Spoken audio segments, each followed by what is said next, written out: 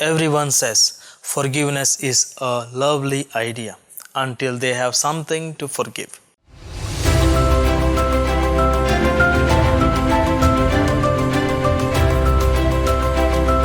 My dear brothers and sisters in Jesus Christ, forgiveness can be very hard. C.S. Lewis wrote, "Everyone says forgiveness is a lovely idea until they have something to forgive. But when I fail to forgive, I am shackled to the evil which has been done to me. I cannot move forward." Forgiveness is something very creative and goes beyond the existing facts. It recognizes the deeper goodness in people, despite what they have done. As theologian Romano Guardini pointed out, there is no forgiveness if one wants punishment. Forgiveness means pardoning and letting go completely, creating and making the offender new again. It requires great grace to forgive. Justice can be the enemy of love. It indicates the normal legal way of proceeding.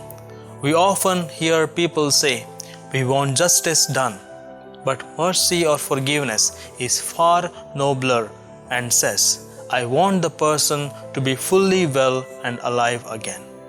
In today's gospel, we have a parable where a servant who owed money to his king, kneeling down before him, pleaded, "Lord, have patience with me, and I will pay you everything."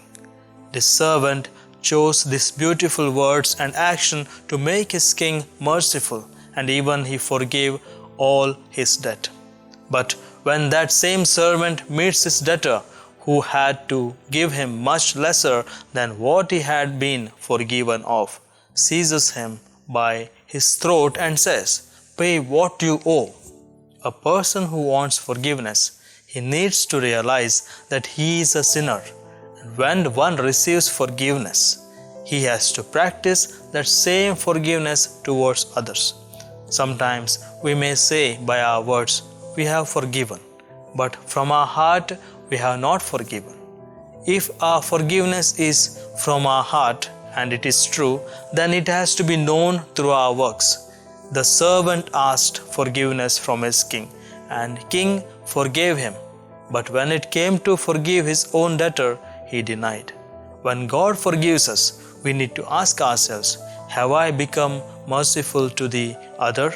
Peter must have been shocked to know that the path of forgiveness knows no end.